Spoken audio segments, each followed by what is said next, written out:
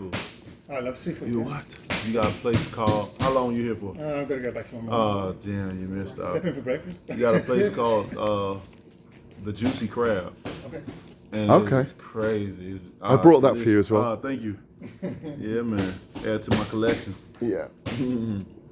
Yeah, it's amazing. We ate there today, and we had the seafood broil. You know, I had Dunkinish crabs. I had like potatoes. I had 3 boiled eggs. I had shrimp and this Cajun spicy sauce all blended in. Oh man, you ate there yet? No, just open, right? At the Juicy Crab? Yeah, just open. That shit was hidden. It was hidden. Huh? Oh, what? Right. That was nice. Even a 3-year-old came out. I had bought a 3-year-old some crabs because her dad was coming to get an application. He was like, baby, I ain't got no money. We came in here for an application. She said, I want some crab. 3 years old. I said, hey, baby, you want some crab? I held her. You want some crabs? How many you want? They said 1 or 2. And we got her 2. But I ain't never seen a kid wanting some crabs as much as, some snow crab legs, as much as that 3-year-old child did. Really? Oh man, but it was good. It's good. Yeah. The voice you can hear in the background or now in the foreground is, of course, the bronze bomber, the WBC heavyweight champion of the world, Deontay Wilder. Deontay, talking about the seafood he was enjoying earlier today. You've got a tiny little bit of fluff on your beard. Oh shoot! On the other side of your beard. There you go. No, it's still there. Nearly there. Nearly. You gotta be careful. Certain activities you do, you catch it all. First of all, I want to thank you from the bottom of my heart for having me into your camp. I'm good. Yeah, you're looking good. You got a little bit to the side, but I mean the other side. Come and help me out. Makeup artist. Makeup? Is it glitter? No, it's like I was a good boy. I haven't been naughty. Thank you very much for having us into your camp just days before you head to Las Vegas for a monumental fight week that the world is fascinated by. I want to break the news to you and for listeners as well, first of all, that TalkSport will be exclusively broadcasting on radio Deontay Wilder versus Tyson Fury 2 from the MGM Grand in Las Vegas for your WBC heavyweight championship of the world. It's going to be great calling the fight on you. Oh man, y'all got paid vacation and suite? Do they come with strippers? Oh, that's amazing. You know, I mean, this is the biggest heavyweight title fight in the world, and I'm just happy to be a part of it. You know, the first fight was such an amazing fight. It was thrilling. It was exciting. And with all that being said, it left us all with a controversial decision. And this is what makes the second fight so exciting. So we can get rid of those everyone's opinions, and we finally get down to the bottom line. Well, what are TalkSport listeners going to hear on the night when that first bell rings? And still, WBC heavyweight champion of the world, Deontay the Bronze Bomber. You are in full voice tonight. I need some oxygen.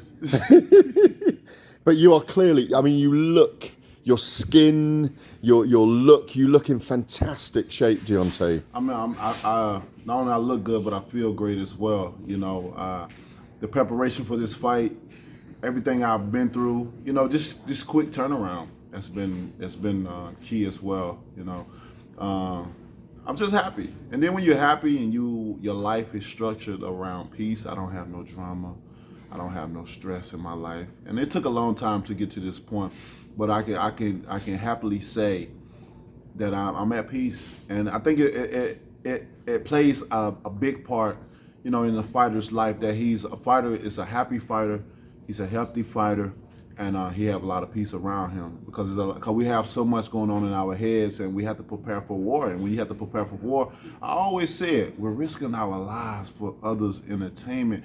And if you don't do it, you'll never know the severeness of what it feels like to get up inside that ring and like, I don't know if I'm getting out the same way I got in.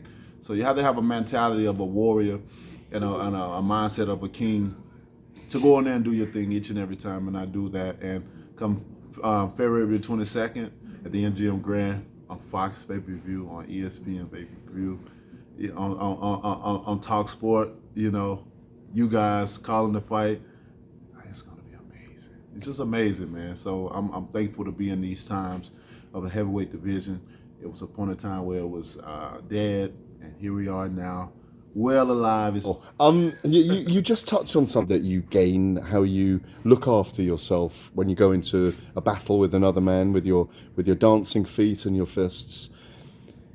How have you over the years conditioned your brain to have disregard for its own safety, if you know what I mean? Because you've had to compartmentalize that in some way. Yes. Do you still feel fear, and do you have to handle it? I feel no fear. You know, thou rod, thou stop are with me, thou comfort me all these days of my life, and I shall dwell in the house of the Lord for his name's sake, forever and forever and forever, you know. And with that being said, I'm at the point in time in my life where when it comes to fights, I've been through so many of them throughout my life. Even as just in life, and then as a professional, you know, this is 12 years going for me. And each and every time I've had to meditate and visualize what I wanted to do at that time and moment, even coming out into the tunnel, and what I wanted to do coming out into the tunnel, how I wanted to embrace the fans and the energy. When I first walk up to the stairs, how I want to, you know, lock in the energy in the room, how I want to come over the ropes, and all those different things, you know, I play in my head. And the safety part, you always got to take into consideration. You know, you always think about that. You know what I'm saying? Do you have to embrace an oblivion at some point, though, that the commitment is so strong that you said about faith there in your Lord, and I completely get that. But is there a moment where, you know, we've all had a moment in our lives where we go, I'm going for this now. No fear in this moment. I've got to do it, whether it's for our children, for our parents, because we're having a crazy moment in our lives. We've all been there, you know. Is there a moment where you go, yeah, oblivion's coming, but I embrace it with who I am, a deeper side of myself? Maybe that bronze bomber that we see. I've certainly seen it. Yeah, I definitely embrace it all. You know, I don't have no fear when it comes to this sport, this boxing, this what I love so much. I don't have no fear for this sport. You know, I understand very well what I'm getting myself into, and I sign my name on the dotted line. I sign my name on that contract, knowing, willing, and able to go through anything. Let it come. Let the oblivious come. I'm very well prepared for it. I've overcome adversity many times, and when it came my way, he even apologized to me one time sorry for disturbing me in my sleep. You know, so bring it on. You know, and that's just how my mindset is built. When you understand your manifestation and your journey that you're walking through, nothing is scary. You don't fear it. You embrace it, and you take it on. Just like life, you just take it on as it gives to you. And you know, at the end of the day, may the best man win. And that's how I approach all my situations, even in life. You know, you can't. Fear will hold you back. Fear will allow you.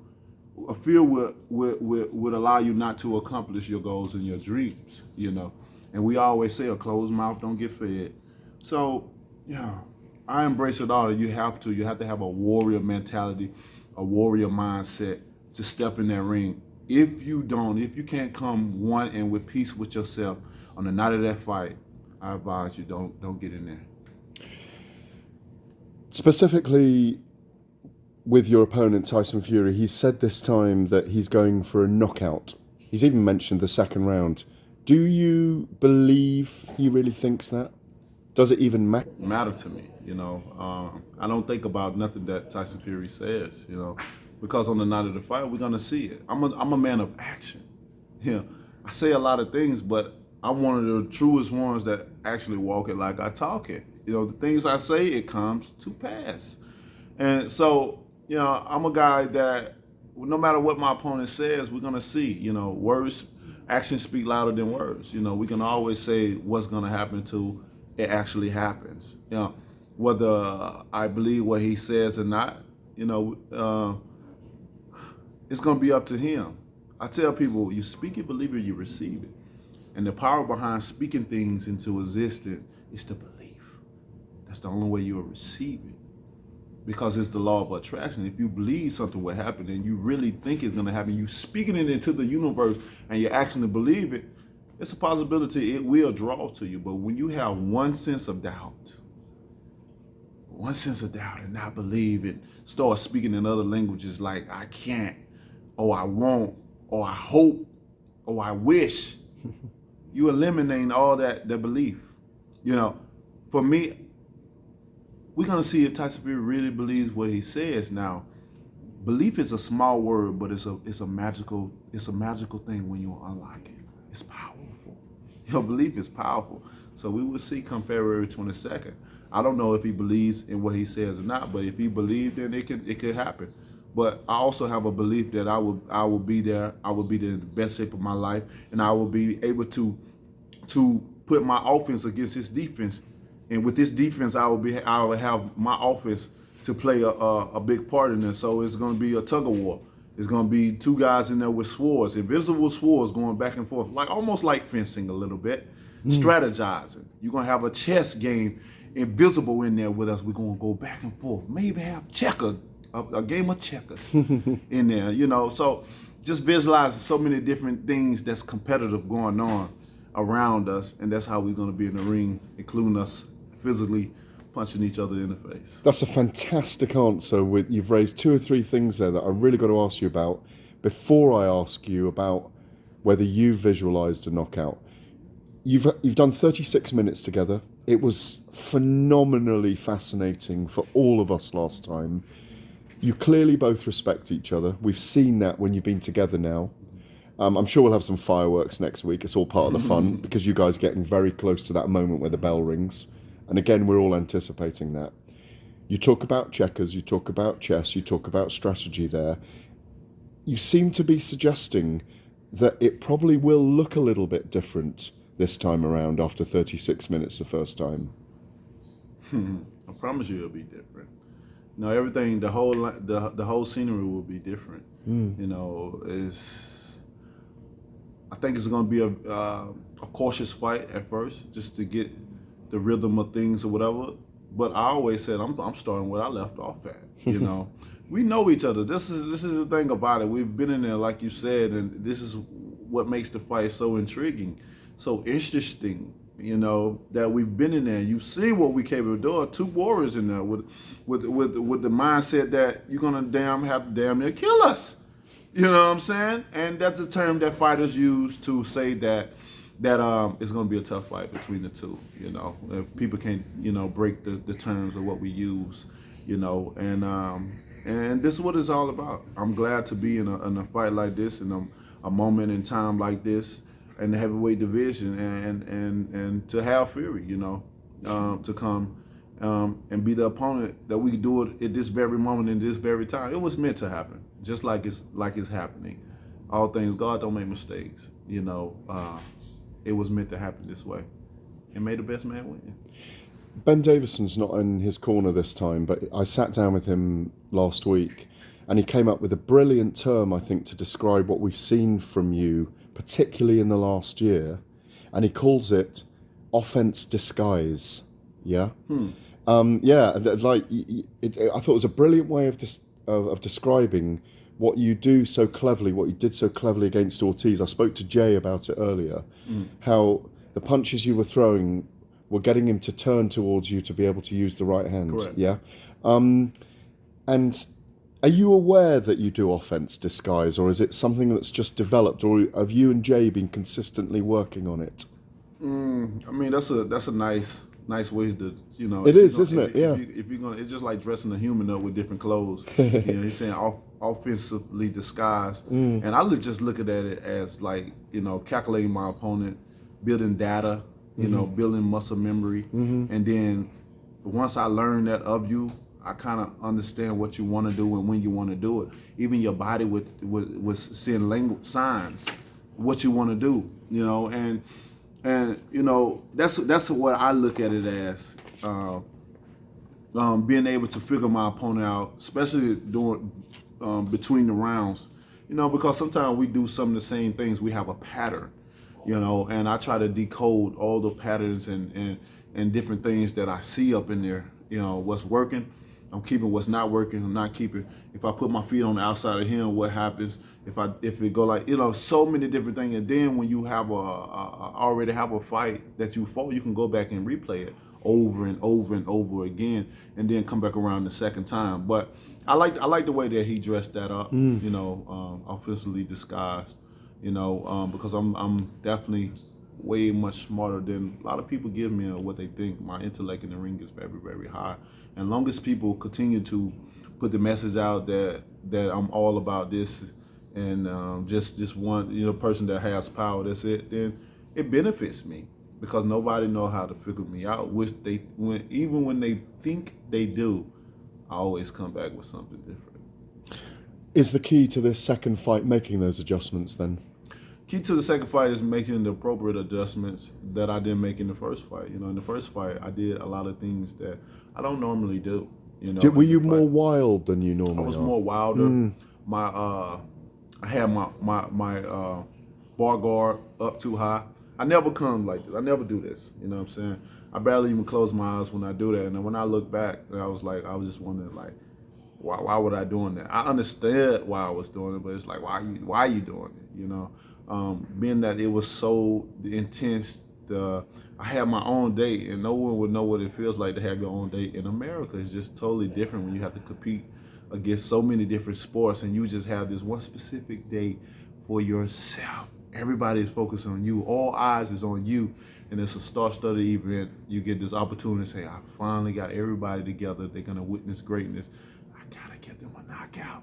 I got to give them a knockout. So it was like I wanted to give them a knockout by any means, no matter if it came whether I was reckless or whether it came I just set them up.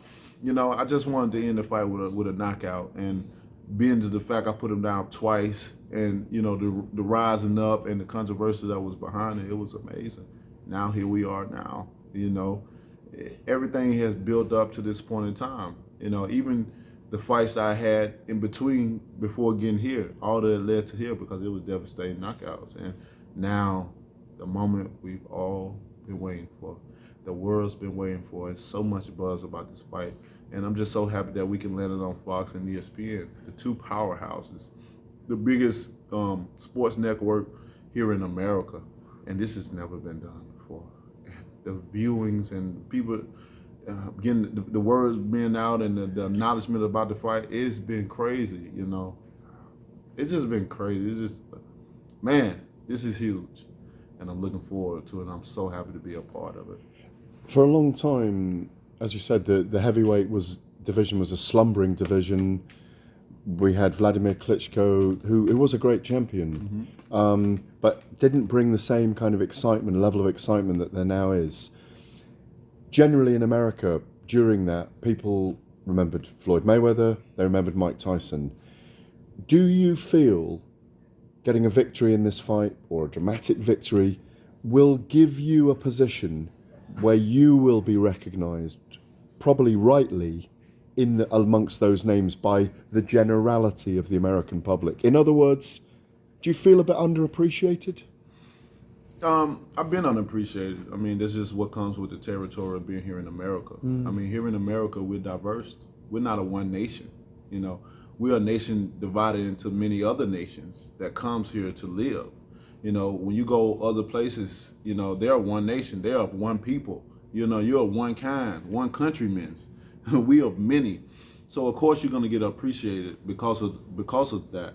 But after this fight, because of the promotion and how many eyes have seen this promotion and it continues to go on, I've been seeing it.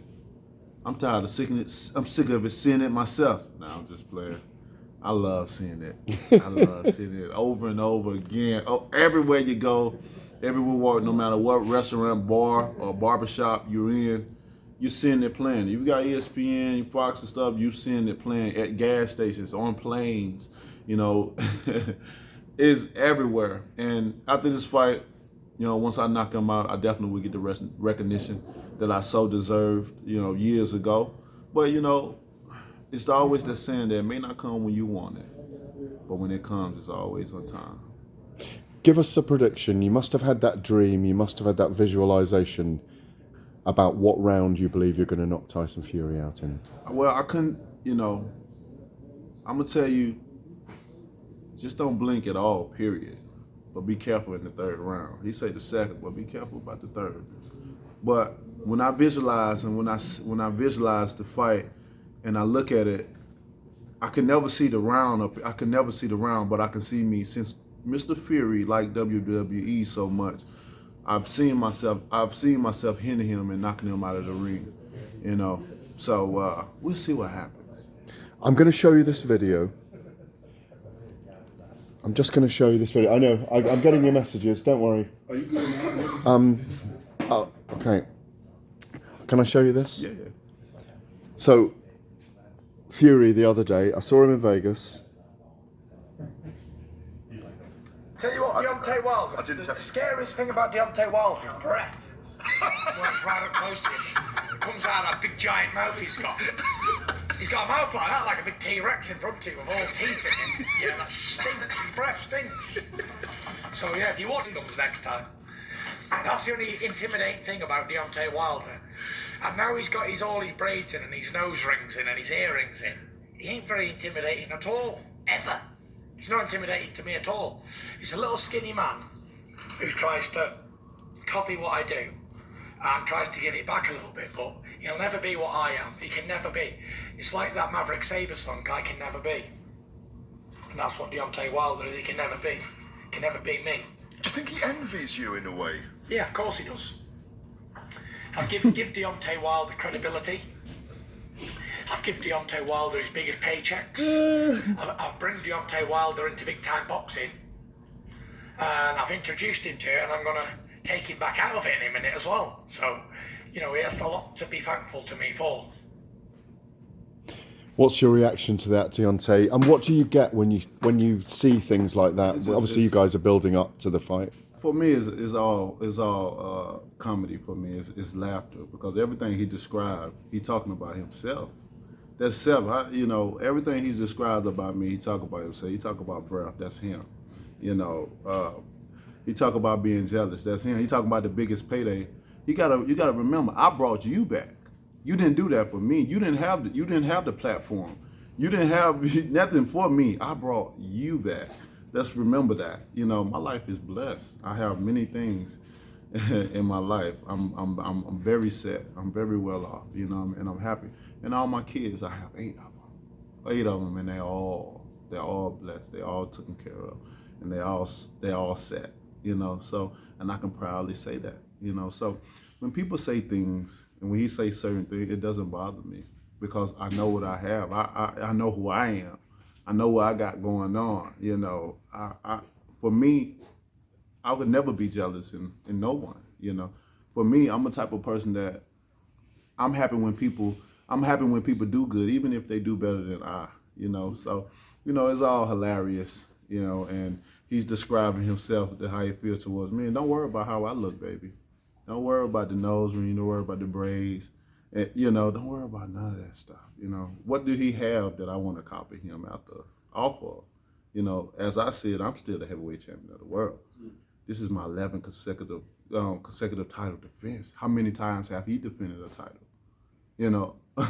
Not none. He even walking around being a lineal champion, having a 12-round bout with no belts, invisible. Like I told him, the only belt it is the one that's holding up his belt. It's crazy how you talk about me copying off of him, but we seeing him trying to change his uniform. He even changed his shoes in the last. He tried to wear the same type of shoes, the Louis Vuittons that I wear. It's amazing but I copy him. I have my own style. I have my own swag that he wish he had. So continue on, baby. Continue on. So finally, do you feel then that this second fight will be the decisive one? Obviously, there's a contract for a third fight. Do you believe after this there won't be a third fight? This is it. I tell people, worry about this fight. Don't worry about another fight or another rematch after this. After this, all that disappears. It won't be another fight to be had. No one will want to see it after as much pain I bring to him. the knockout is gonna be devastating. It's gonna be devastating. You know, he's already vulnerable for one now. I gave him a concussion, and that's still the same thing lies in his brain. It don't go nowhere. It's like a host. It just sits there and wait for it to get pounded and beaten on again. And unfortunately, the man that gave him that is gonna be the man that he's gonna have to face February 2nd, 22nd again. So I can't wait, and hopefully he wear a helmet because he's gonna need it. Absolutely brilliant. Thank you so much Thank indeed. you, Really you. appreciated. Blessing, I think I saw a little bit of the bronze bomber coming then. Nah, Not yet. No. Yeah, No. I have no reason. I mean, I'm focused. I'm in my zone, but the bronze bomber will come February 22nd. You know, anything else, you know, you can't. When things are said and it's not of the truth or whatever, it's not of me, it's not, you know, you can't get mad about that. Because if you do get mad, then it's kind of like you holding some type of guilt. Something has to be true that's being said, and certain people can't deal with people saying certain things and putting them in a certain way. But for me, if it's not true about me, I have no emotions towards it. Yeah, so I said you're completely unemotional about it. Yeah, Because yeah. on Judgment Day is February 22nd. You know, that's all that matters to me. You know what I'm saying? Brilliant. Thank you very much indeed. Really appreciate Yeah, it. man.